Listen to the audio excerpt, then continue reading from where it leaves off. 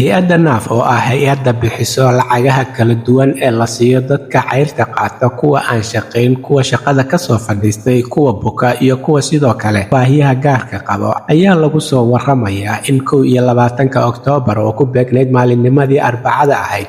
ay soo gabagabaysay xisaab xirkii sanadeedkan, waxaana lagu soo waramayaa in hay-addani sidoo kale ay go'aamisay dadka heli doona lacagaha loo soo celinayo, kuwa lagu yeeshay lacagaha iyo sidoo kale kuwa aan waxba lagu yeelan. 392,308 kiis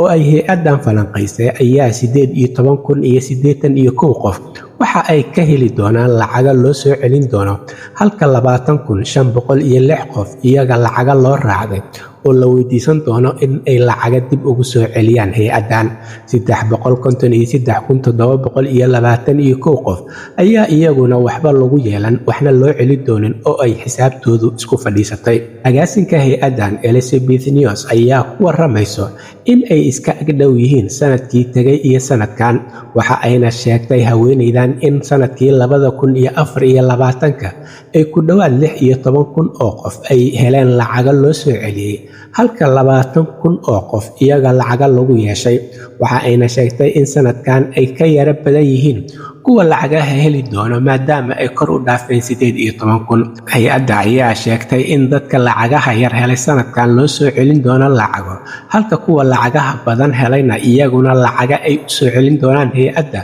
Kuwa lacagihii loogu talagalay helana aanan waxna loo raaci doonin, iyagana wax la siin doonin.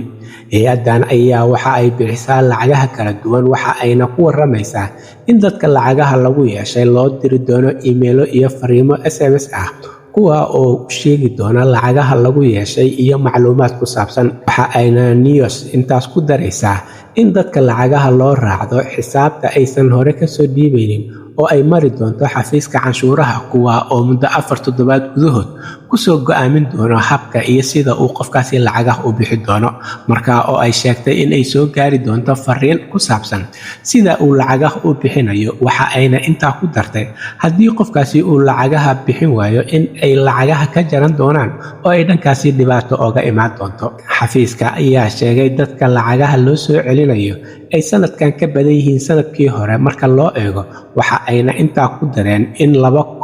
2,081 qof ay ka badan yihiin intii sanadkii hore lacagaha loo celiyay. Halka wararka kuwooda ugu doorkaroon oo idinkaga imaanayo waa Somali Voice in Norway ama codka Soomaaliyeed ee Norway, waxaana idinla socodsiinayay aniga oo ah Cabdullaahi Shiine.